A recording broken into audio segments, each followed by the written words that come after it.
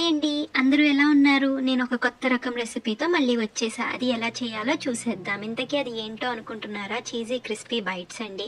So దానికోసం ముందుగా ఒక ప్యాన్ పెట్టుకుని ఆయిల్ వేసుకుని అందులోకి జీలకర్ర, ఆవాలు, పసుపు, ధనియాల పొడి వేసుకుని బాగా కలుపుకోండి పచ్చివాసన పోయే వరకు.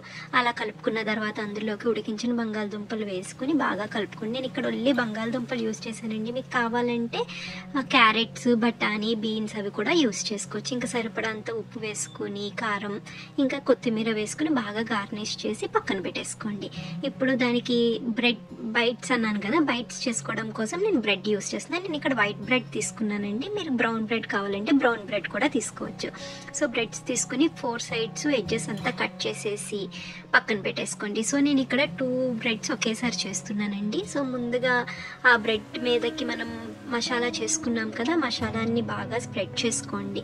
ఆ 2 బ్రెడ్స్ మీదకి అలా స్ప్రెడ్ చేసుకున్న తర్వాత ఈవెన్గా స్ప్రెడ్ చేసుకోండి. ఈవెన్గా స్ప్రెడ్ చేసుకుంటే చాలా బాగుంటుంది. అలా ఈవెన్గా స్ప్రెడ్ చేసుకున్న తర్వాత దానిపైన చీజ్ వేసుకోవాలండి. నేను ఇక్కడ మొజరెల్లా చీజ్ యూస్ చేశాను.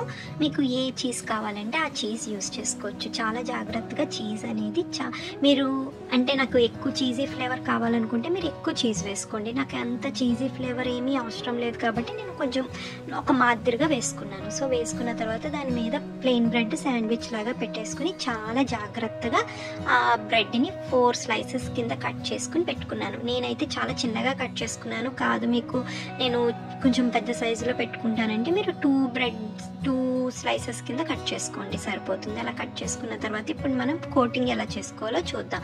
కోటింగ్ కోసం ఏంటి అంటే 1 స్పూన్ మైదా తీసుకుని దాంట్లో వాటర్ తీసుకుని బాగా ఉండలు లేకుండా కలుపుకోండి. అలా కలుపుకున్న తర్వాత ఒక బ్రెడ్ క్రమ్స్ కూడా తీసుకుని పక్కన పెట్టుకోండి.